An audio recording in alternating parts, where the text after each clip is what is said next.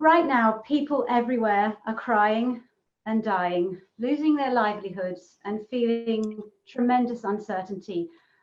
I want you to know I feel you. I know that. Perhaps you've joined this webinar because you've lost someone, or you're terrified that you will lose a loved one. Or perhaps you've joined because you just need a spiritual perspective, a sense of deeper meaning now. And you may or may not be aware that I've been writing about spirituality for the last 25 years, long time. For whatever reason you are here, I'm really humbled and grateful you are. And I hope the next hour is truly empowering for you. So please do stay to the end, because there's going to be a lot to take in this webinar. And I hope you leave with a renewed sense of purpose and well-being. I'm also humbled and very grateful to Olympia Mind Body Spirit Festival. Thank you, Barvini. Thank you, Josh, to be asked to launch these well-being webinars. Thank you also to Kim Nash from Hachette for connecting me to Olympia. Never in my wildest dreams would I have imagined my lifelong dream of being invited to be a headline speaker at this iconic festival would happen in these strange circumstances. I guess, though, it was heading that way if you believe in spiritual signs. I've been living and writing about spirit all my life. My married surname is Chung, so I've been kind of aware of this for a long time, maybe longer than a lot of people. I've also felt compelled, for reasons I couldn't quite understand, to go on an extraordinary journey these last few years, working with scientists, practitioners, skeptics too, and having numerous interviews debating spirituality with the likes of Piers Morgan and Russell Brand on Under the Skin, and generally testing the limits of where I could take New Age thinking and going way out of my comfort zone. I did all this experimentation because I wanted to get the spiritual message to a bigger audience rather than hiding behind my computer, which tends to be the preference for sensitive souls or people who are quite gentle by nature. And I wanted to be presented, I didn't want to just be presented in a very niche way. I wanted to test the limits. That's why you'll notice I have lots and lots of books out there and many publishers, and I write around about a huge range of New Age topics rather than one specific niche one. In that way, I belong nowhere but everywhere, which gives me the ability to speak to a general audience, and also hopefully a global one, as my books have gone into over 40 different languages. A decade ago, I was an invisible spiritual author trying to live everything I preach, though I've decided to become visible in recent years. And I realize now that there was a kind of a reason for all that, because goodness, don't we need a spiritual perspective right now? And if you follow astrology, we are currently in the zodiac sign of Aries, the sign of new beginnings and fresh starts. And we're actually headed to a full moon in Aries on April the 8th, which just happens to be my birthday. And this one's birthday, Buddha too. So Buddha's in Aries. Anyway, joking aside, the full moon in Aries is a pink supermoon. It's one of the most powerful full moons. And pink is the color of unconditional love. And again, doesn't the world need a fresh start and unconditional love more than ever? Aries too is the sign of new beginnings, optimism and energy. And it's an action sign rather than a thinking sign. We all need to take positive action now. And I believe the planet has no choice now but to kind of reset. So I'm doing what I dreamed of. The signs feel aligned. And if you've read my books, you know I've written a lot about afterlife and spiritual signs. But I'm telling you, I would give anything for it to be different and in different circumstances. But the universe works in mysterious ways, which I've started to call the law of surprise. Yes, it's borrowed from the Witcher movie, TV series, but I don't use it in the sense of that incredible show. I used it to, the law of surprise for me is what is unforeseen, what we can't expect. Just like those mice busy building their nests in Robert Burns' famous poem, "The best laid schemes of mice and men often go astray." Right now, we are like those mice. We were busy building our nests, weren't we? And we had no idea that a tractor was coming our way, in other words, the pandemic. We all think we have control over our lives, but really what this has shown is we don't. And the reason we are all feeling so uncertain right now is because it has really highlighted the reality that much as we often think we have control over our lives, and as much as the New Age movement preaches the law of attraction and positive thinking being the game changer, we don't really have control. And anyone who's lost a loved one will also know when death strikes, we don't have control either.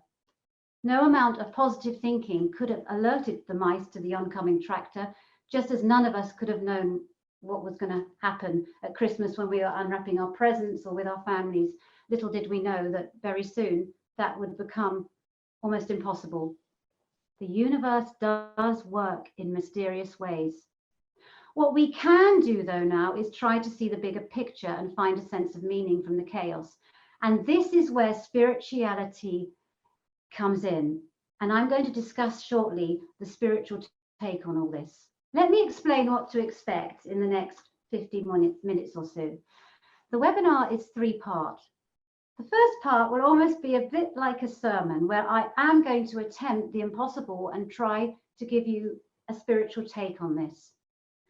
The second part is more practical and action orientated. I'm going to talk you through 9 or 10 self-care rituals that I really think can help boost your mood and well-being and immunity in this time. And then the third and final part is where I'm going to share messages from some really amazing people, organizations and resources. Some of these people famous, some not so, but I'm sharing them because they are all people who are offering spiritual nourishment at this time and a lot of free resources. Stay tuned because right at the end of this webinar too, I'll be offering everyone here a free gift, which would normally retail at £60, but which you can get totally free of charge if you download it before April the 30th. I'll explain all about that right at the end, so do stay tuned for that. Okay, clear my throat. Part 1, the spiritual perspective. What is the deeper meaning here?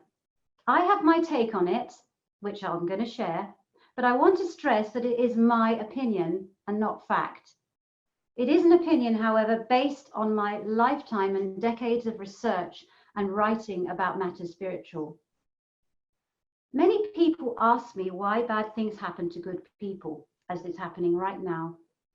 I always reply that in this life, we're probably not going to know. I'm going to be honest with you. I'm not going to say I have the secret to that reason why.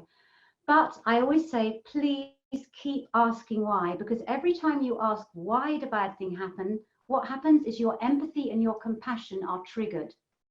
Imagine a world where we knew why everything happened. We would know why there was suffering and pain. We'd become very nonchalant and not help others. So please don't stop asking that big why question. I firmly believe we are here on this earth to learn and grow. And empathy and compassion, which are triggered by the why question, are how we grow. The last time I went to a supermarket, oh, that seems a long time ago now, I heard the loudspeaker saying something I'd never heard before. It was urging shoppers to pause and think of others and just buy what they needed. Struck me then that Spirit was actually speaking through that loudspeaker. Spirit is wanting us all now to bring compassion and empathy into our hearts and also to be mindful. As never before, we have to be mindful about our every action, however small, because we don't know if an action we take may infect someone or harm someone that we don't know about. Without realizing it, the world is being shown that the spiritual, mindful, compassionate approach is the only way to cope right now and survive. Now, in times past, that spiritual approach took center stage in all our lives. But gradually over the centuries, it's eroded. And currently, well, until the end of 2019, it had been relegated to a bit part or even a hobby or niche. But as I say in every one of my books, and I have said that from the start, the spiritual approach is key because we are spiritual beings having a human experience, not human beings having a spiritual experience. It can help to think of what is happening right now as the underside of a tapestry, all knots and messy, untidy ends. Doesn't make sense when you look at that. But then in spirit, when you have the spiritual perspective, you turn the tapestry over and then you see the beauty of the perfect picture. Somewhere maybe in spirit, what's happening now does make sense. Earlier, I mentioned unforeseen forces at work in our lives, destroying or changing absolutely everything. The pandemic is doing just that. But I want to remind you that we've all been here before. We've all felt pain, loss, and uncertainty before. That's the human experience. You'll have certainly felt it if you've lost someone that you loved and they've died, or if you've had your heart broken, or experienced any kind of loss, be that a job, poor health, or even the loss of your future plans. I'm aware that there are a lot of young people now, their whole futures are up in the air. And all of these senses of loss cause you to grieve and question everything you thought you knew about yourself, others. So we're all collectively experiencing bereavement of sorts. We are grieving our past lives, our past routines, as we slowly begin to realize that it's going to take a lot of time to fix this, and there is no quick fix. Next week isn't going to snap back to normal. Whether or not you have lost a loved one, we are all in a state of grief.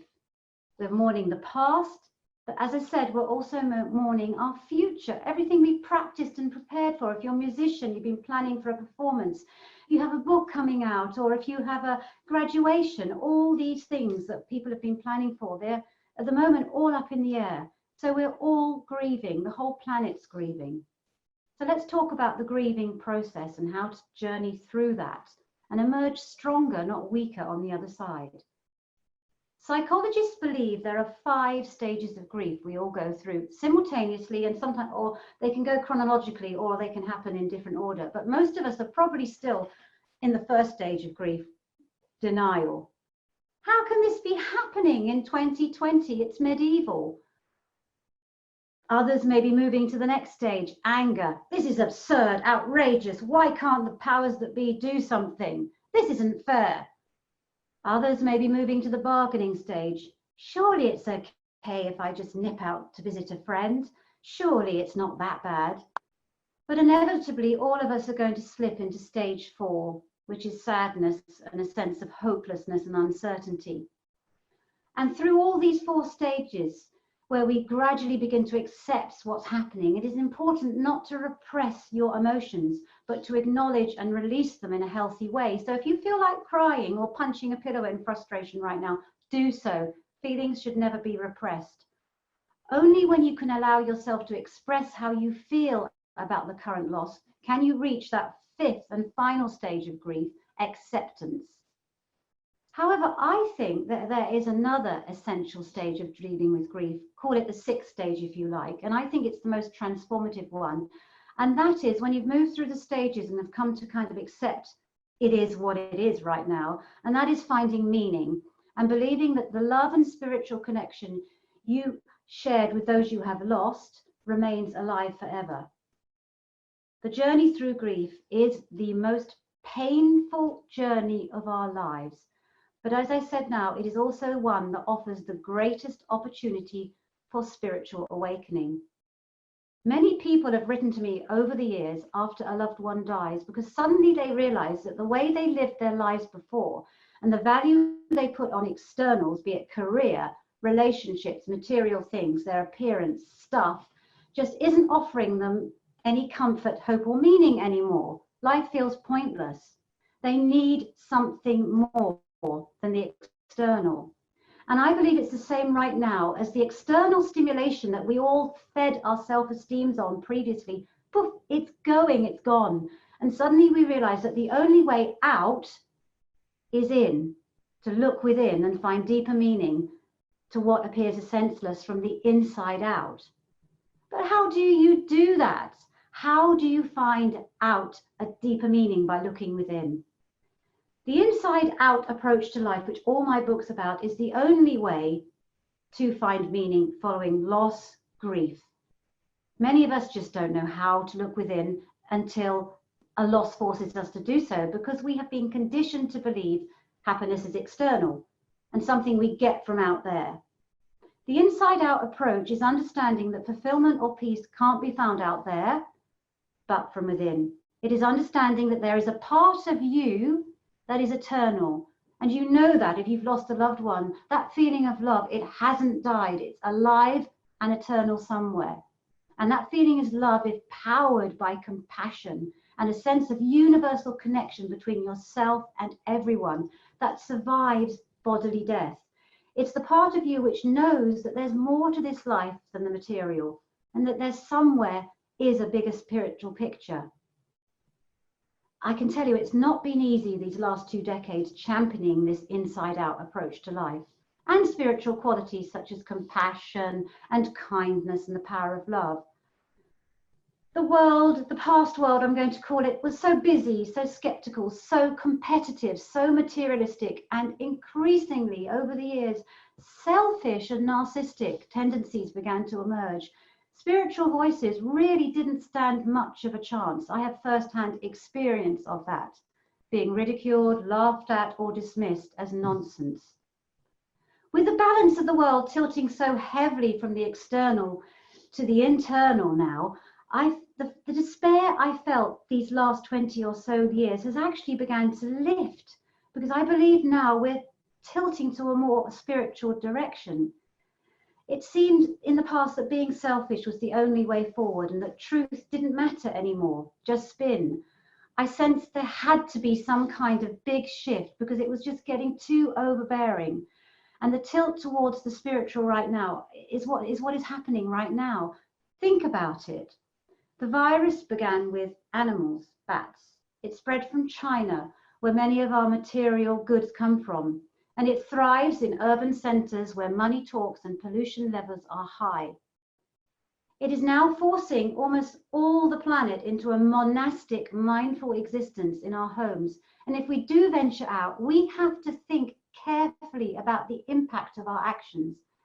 Again, please understand this is opinion and not fact. But from my spiritual perspective, our intolerable cruelty towards animals and each other, our obsession with status, appearance, and wealth and looks over personality, the rise of selfishness and our abuse of this beautiful world were dangerous threats to our souls. Spiritually, it was high time for that balance to shift. I read the other day that pollution levels have fallen dramatically since the shutdowns. I also noticed in a world that kindness is now trending, and health workers, our heroes and heroines on the front lines, are applauded instead of celebrities and reality TV stars. News feeds, I've noticed, I'm happy to go online again. I used to abide social media. But I go online now with joy because they're talking about acts of kindness and they're more authentic and personal and meaningful. And because the influencers can't go to scenic spots or have their beauty treatments and their hair done so they look camera perfect, we may escape those endless and mindless selfies. Hopefully now we will all fill our news feeds and our lives and follow people who are true role models for a life of integrity and purpose because of who they are and who they heal and what they do, and not because of how they pose in front of a camera. None of us is perfect, and we've all been guilty of focusing too heavily on the maternal, looks over substance, and a what's in it for me approach to life. But the spiritual path is to understand that fulfillment can't be found in status, wealth, popularity, even relationships and external things.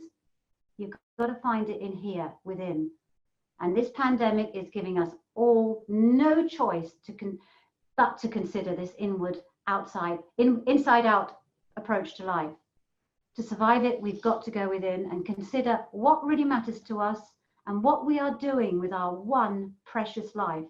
It's a giant spiritual awakening, just as every bereavement, whether the world is in lockdown or not, is also a giant spiritual awakening.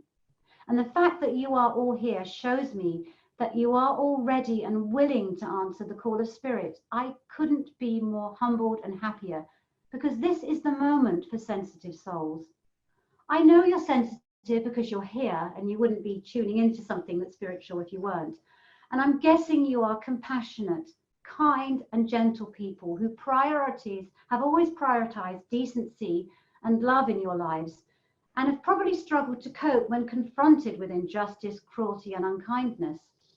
Being sensitive souls, you may also be very comfortable with peace and solitude, perhaps needing it as a refuge from the overwhelming world and noise.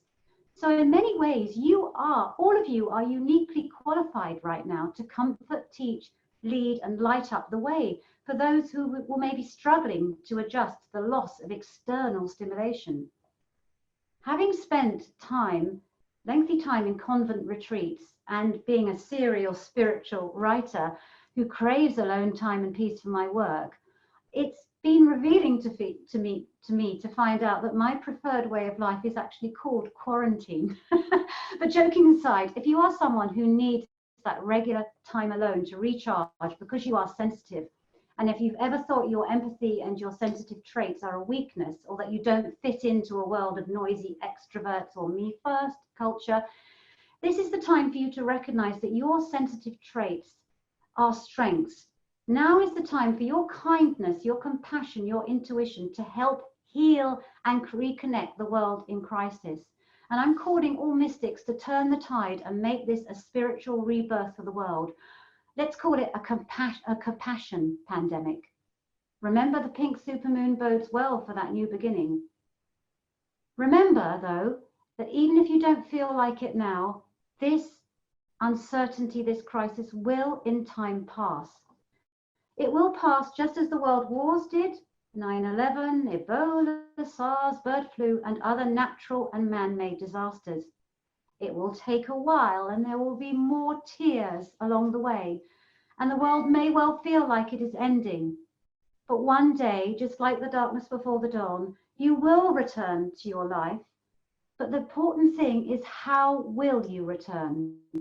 Will you return with post-traumatic stress or post-traumatic strength from your internal growth that you're doing in this quiet time? Will you return with an attitude of gratitude for everything you took for granted previously? I don't realize how much I valued ketchup. I can't find it. Even the little things. Will you treasure the touch of a loved one? Will you value acts of kindness and those humble, gentle people who aren't always elbowing their way to the front, who put the needs of others above their own? Will you start valuing them now? Will we emerge seeing the extraordinary in the ordinary? How heavenly it is to walk with some friends, or spend time with friends, or watch a sunset with loved ones. Will we all start seeing heaven in the ordinary or a grain of sand? Will we retain that spiritual awareness that all our actions impact others, and continue, when this has passed, to think of the well-being of others? Will we focus on global connection? Because you see, the virus doesn't care what religion or culture or political persuasion you have. Will we focus on connection rather than difference? Will we all emerge knowing that empathy is the world's superpower? If we do, we will have awakened spiritually from this crisis and begun the most exciting journey of our lives, the journey of spiritual growth. I'm so excited for that positive potential, and I pray that we will. I think in time, all of us will think of this period as a turning point. Like we did with 9/11, there was life before, and then there was life after. There will be life before this virus, and there will be life after. All of us can learn, change, and evolve from this experience. And the definition of a spiritual life, as I always say, is constant learning and evolution. Many of us think that spirituality is simply about meditating and states of bliss. Yeah, there's some of that, but that isn't all that it is. The spiritual path is evolution, growth, movement. And the place we learn and grow the most is when we were out of our comfort zones, or struggling, as we all are right now. All of us are struggling. So we all have an unprecedented opportunity for dramatic spiritual evolution. So try to remember that if you feel your life is in chaos and you're hurting, that you are learning and overcoming. You are living your spiritual meaning simply in the personal growth that's happening right now. In the weeks and months ahead, we're all going to learn so much about ourselves and about others. How will we cope? How will they? You are going to discover the resilience of your spirit, who you really are. You will also find out who the people in your life are and what they're made of. And if you think you can't cope, it's all just too much. It's incredible what the human spirit can deal with. I often find myself recommending a life-changing book by Viktor Frankl called Man's Search for Meaning. This man survived a Nazi concentration camp. He saw loved ones die around him and his every dignity shredded. But he found meaning because he understood that his captors could take everything from him, but they couldn't take his spirit. If you get a chance to read that book now, it will give you a much needed sense of perspective and remind you that your spirit is so much stronger than you think. Let's seize the moment and make sure this is a spiritual reset for ourselves and the planet. And every act of courage, love, kindness, and resilience you show now is a part of that global reset. Remember, this is a moment for you, for sensitive souls like you, to finally shine and recognize the strength of your compassion, the strength of your intuition, the strength of your kindness, and the strength of your empathy. Now is the time for every one of you to light the way and be the spiritual change you always wanted to see in the world, but really in the world pre-virus you never thought could happen. This is a period of global reflection as never before. Let's all emerge with greater self-wisdom, greater connections, greater awareness of what unites us rather than what divides us, and greater awareness of what truly matters, and much less emphasis on the material. Let's put all that emphasis on heart and spirit, who a person is. Let's just do it, and let's do it now. That was my sermon. That was part one. So now I want to, after I've given you pause for thought, I'd like to move to part two, where I'm going to offer some practical tools, because talk is all great, isn't it? But we want practical tools as well, things you can do to not help you not just survive but thrive right now. And I've written stacks of ritual books and also books about working with the moon and nature, as well as books about interpreting dreams and finding heaven on earth, all ways to help people cope during times of uncertainty, grief and loss. So here are a few practical spiritual practices or rituals backed up by solid scientific research that I'd like to share. And I'm talking about the science because increasingly in recent years, I wanted to move away from the purely anecdotal, well, this worked for me, and bring in some scientists who could give me some backup. I suggest you follow them every day, and they all revolve around, I found when I was compiling them, they all revolve around the M word. No, not midlife crisis, but M. Anyway, it's a theme to help you remember them all. The majority of them are movement, action orientated, as I feel there's been too much emphasis in New Age circles on thinking, dreaming, hoping, and not enough on positive doing. Research shows that our actions impact our minds, and if you ritualize those actions, which means do them reflectively and mindfully and with a sense of deeper meaning, they can boost your mood, your health, and your immunity, and change your life for the better. So what's my first M? My first M is a mantra. It's something I'd like you to say out loud, because there's something about saying something out loud that really, you know, the brain hears it, the body hears it. And I'd like you to say it out loud just when you wake up in the morning and just before you fall asleep at night. I'd like you to say it in those key times, because in those waking and just falling asleep states, your brain is in a theta receptive state. It's highly receptive to new information. Children are often in that receptive state, and that's why the messages we get from our childhood, I mean young children under 7 I'm talking about, are often ingrained and take a lot of time to rework if they were negative. So reprogram yourself with this mantra. It's so powerful. I've tried it and it really does work. In fact, I try all the rituals and practices I recommend, because I wouldn't recommend them if I didn't believe in them and I didn't know they work myself. The mantra is simple. It's I am enough and I have enough. Why am I asking you to focus on being enough? It's because, as I said earlier, most of us lose our connection to spirit because we don't think we are enough, and we look to find that completeness outside of us, in money, in popularity, in relationships, and in status. Now that many of us are temporarily separated from all that, the time has never been better for us to understand that the only person who can complete us or make us feel whole and enough is ourselves. Why am I asking you to say, and I have enough? Because now is the time to ditch insecurity about not having what you need to survive. It's human nature to look for certainty. And that's why we've seen this mad loo roll rush, because we all feel somehow we think it gives us a sense of control over our dignity. Not having loo roll seems very undignified, and it's a search for control, really. But if the pandemic teaches us anything, it is that we have absolutely no control over unseen forces. Remember that law of surprise. But what we do have control over, though, is how we react, how we choose to think, and how we choose to feel, and how we choose to behave. We can choose to believe there is enough to go around, and there is. There is, if people consider others. We can choose to protect ourselves and others by following the social distancing rules right now. We can choose to not panic buy and think of the needs of others. We can find calm by choosing to control what we can do and letting go of what we have no control over.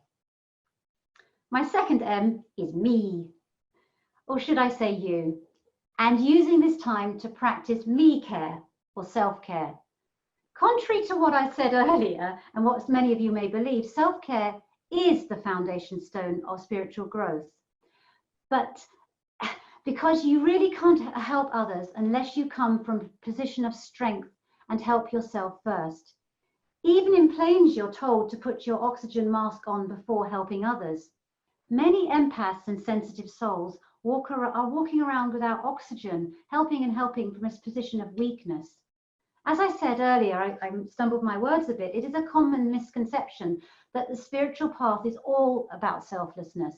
It is, but that comes later. It's just something you want to do because you feel it's the only way to live.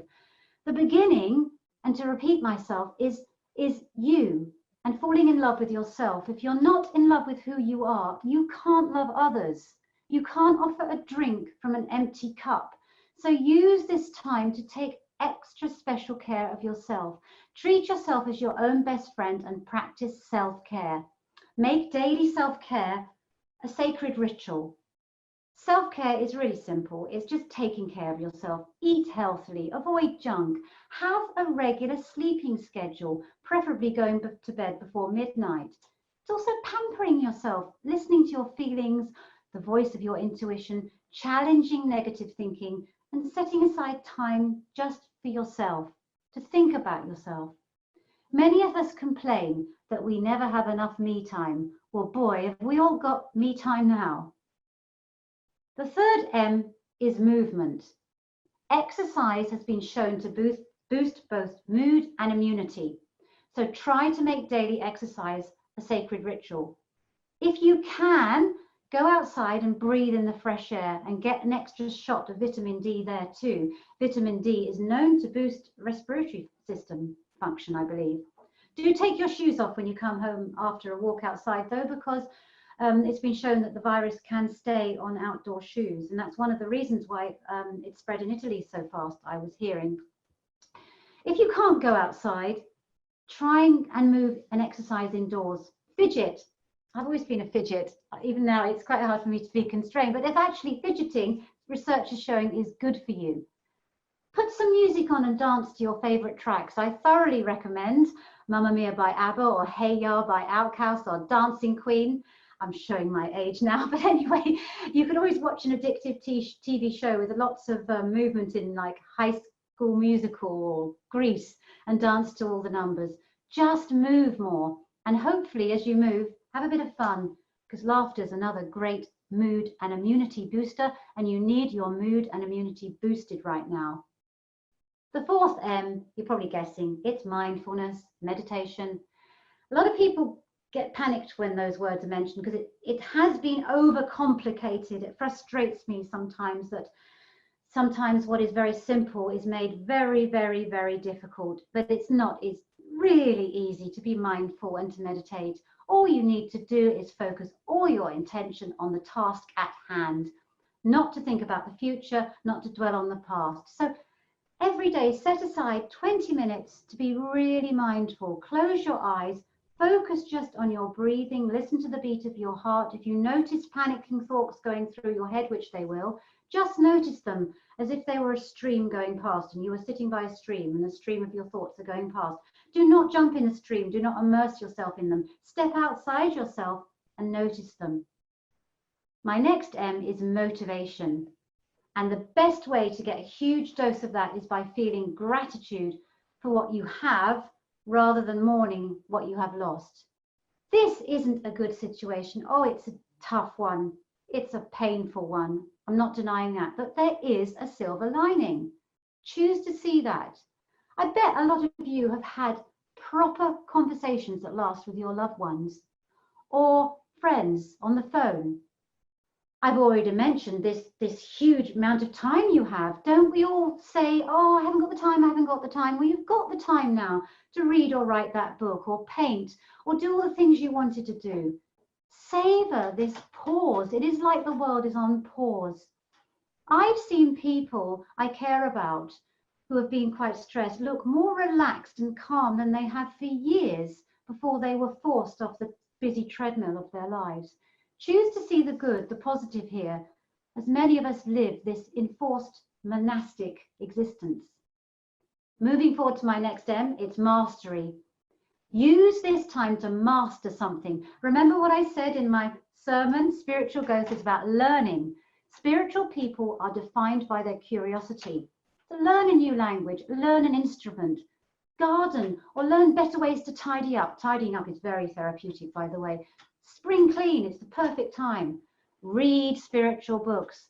Write to me and I'll recommend some of them. Then they won't all be mine, there'll be lots of other people. So some of these books are life-changing. Dreams are also a wonderful self-help tool, something you can learn about. Most of us are far too busy to work with our dreams and to even remember them, because the minute we wake up in the morning in 2019, our past lives, our minds are racing, and so the dream can't hold on. But now we can actually write down our dreams in the morning and start learning the symbolic language of our dreams. Dreams are, in my opinion, an internal therapist. My next M is merging. I'm pushing the M theme here, but it's really a key word to suggest help others. Even though we need to observe social distance, we can find creative ways to help others right now. For example, find out online if you can drop groceries out someone's door or call an elderly person who is living alone, or simply not going out and panic buying, because that could be saving lives, is you helping. And never underestimate the power of prayer. Tentative research has shown that people who are prayed for recover faster. So pray for those suffering right now. And never underestimate the power of a simple thank you. If you know any healthcare workers, thank them. Send them a message, or use one of my many angel pictures on my socials to send them an angel to watch over them theme. Same for people who are suffering. Send them an angel. It's absolutely the most heartwarming thing when you're feeling low to have someone say, I'm sending an angel to watch over you, because we all can send angels. The angels don't belong to one person or one guru. Angels are for everyone. Another M is be merry. There's power in a smile. Research shows that even if you fake a smile, your brain thinks that your mood is lifting. So fake it till you make it, with a smile, with your teeth, till your heart joins in. Another M, of course, is meaning. Now, my sermon earlier in the beginning was about finding meaning. Use this time to find meaning. And my final M is music. I'm going to finish with a shout out for the healing power of music to boost your mood and immunity and connect you to something higher. In my books, I often say music is the language that heaven speaks. And to prove my point, I've got a 4-minute audio and visual meditation for you now. There's going to be some heavenly music played by my son and Royal Scottish College of Music scholar Robert, live. You can hear it live, so fingers crossed you get it right, Robbie. Listen to that music and let the images bring you comfort. Now, the images will be of health workers and people, so please collectively use this time to send your prayers to these people. But don't go away when the 4 minutes are up. Please don't go away, because then we're going into part 3, my concluding part of the webinar, where I'm going to point you to some people, organizations that I really admire and that can also offer you some spiritual nourishment right now. And I'm also going to offer you that free gift from my heart to yours, which is retailing at £60, but until the end of April you can get totally free. Over to you, Robert.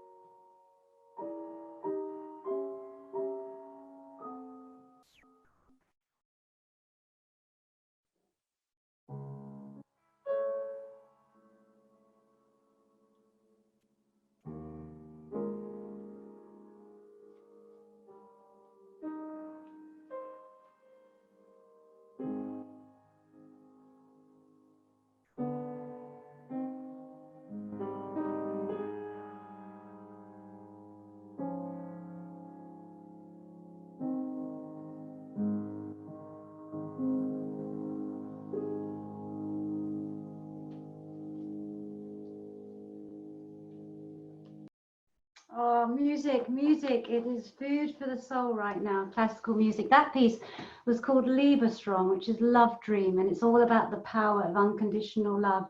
And I truly believe that the more we send our healing love and prayers to the health workers and everyone suffering and in pain now, they do somewhere, somehow feel it and sense it.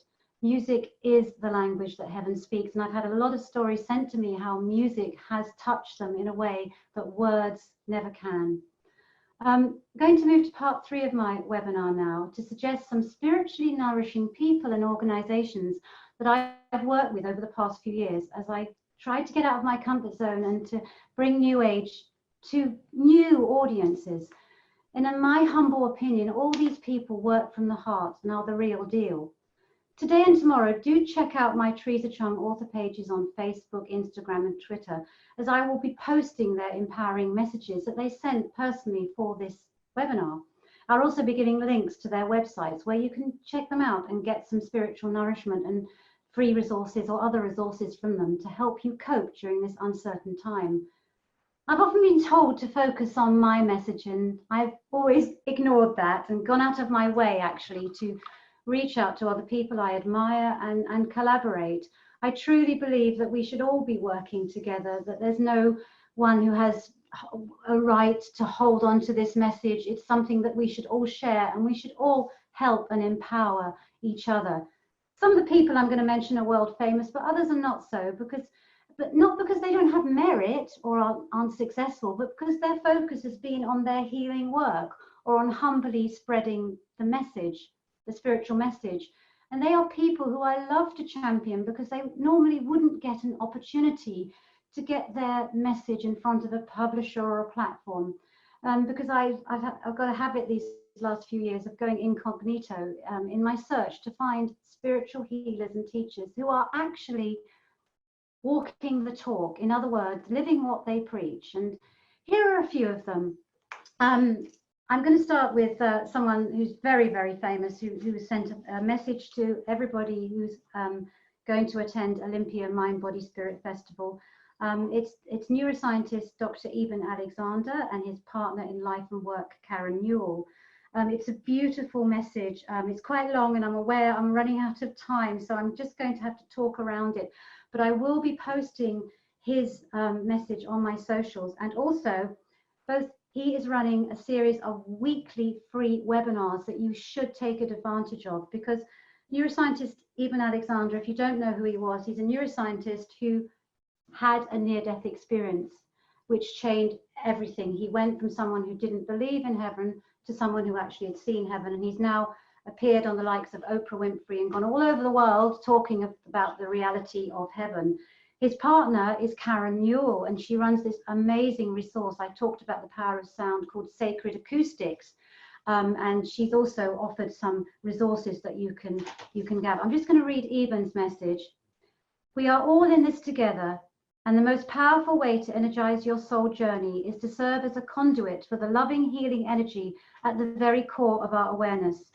We can gain information and energy in meditation and centering prayer, but ultimately we progress along our projected pathway through action, reaching out to take care of the least, the last, and the lost. The challenge of this virus will ultimately make us much stronger together. Karen also sent a beautifully empowering message. I've just been told I've got 5 minutes left, so I'm going to have to power through this, but I do want to give a shout out to these people. Sacred Acoustics, IONS, the Institute of Noetic Sciences, where there's a team of scientists working to prove that our message, our spiritual message, is real. Amazing resources. Again, I will post on my page. The Windbridge Institute, where they focus on research into death, dying, and what happens beyond. Amazing resources, again, on their website, which I will post on my socials.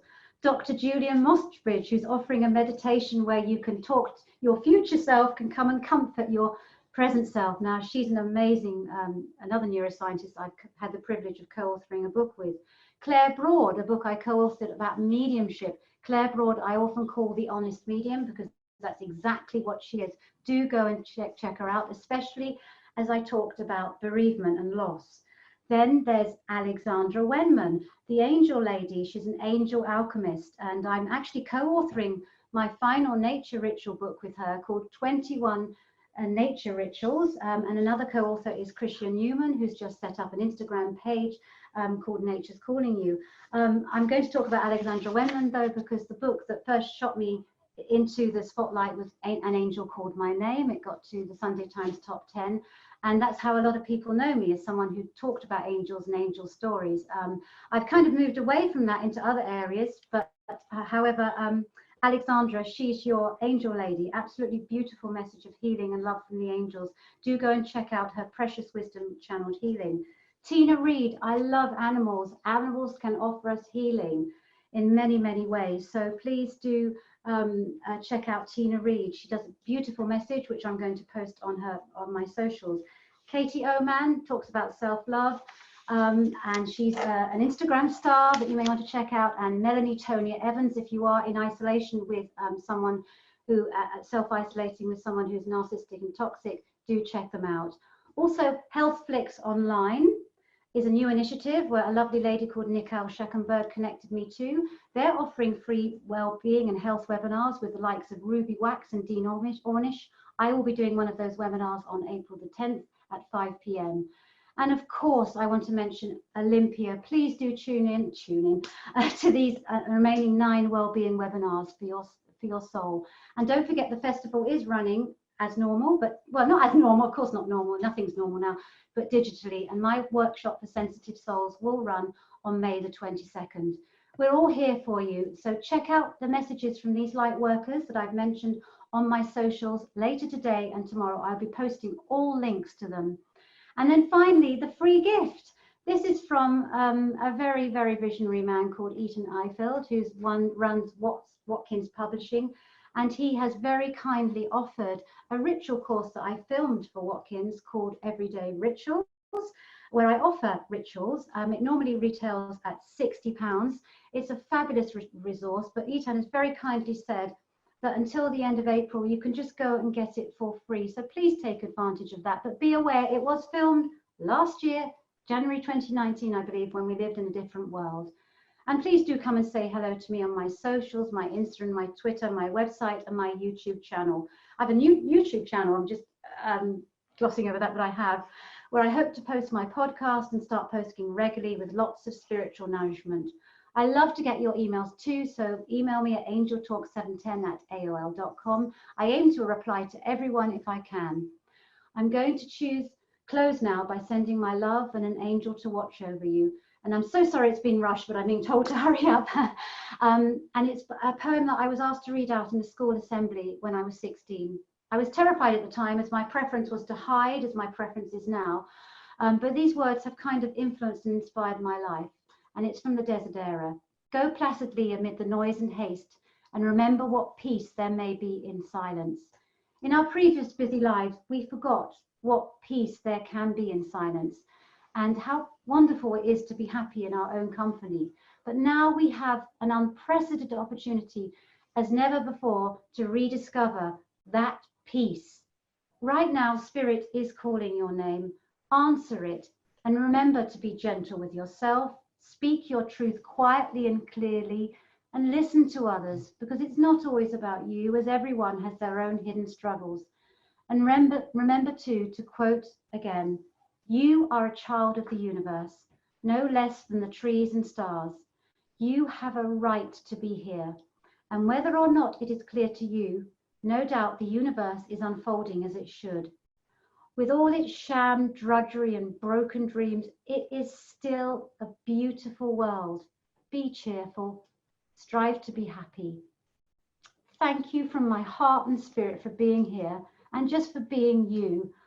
I'm not sure if there's time for any questions, but if you have, please don't hesitate to get in touch by my socials and my website. And again, I'm sorry for the rush, and I wanted to give more time to these amazing people, but I was told to, you know, like they say. One question. Oh, we have one question. Okay, what is it? Robert, if you could read it out. We have a question from Fatima saying, how do we access the everyday rituals? How do we access the everyday rituals? Oh, thank you for asking that question. Please go onto my social media later today. Teresa Chung, author on Facebook.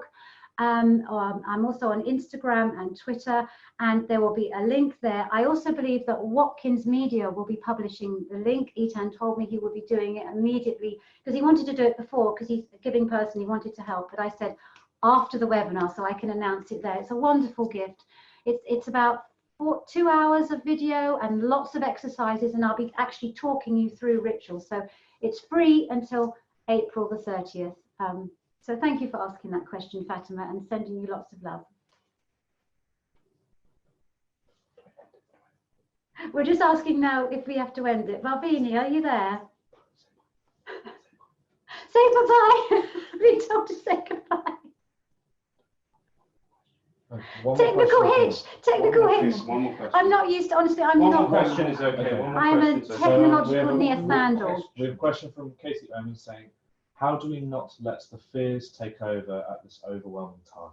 Because fear and love can't coexist in your heart. The heart can only know one thing. So choose love. It is a conscious choice. We choose our emotions.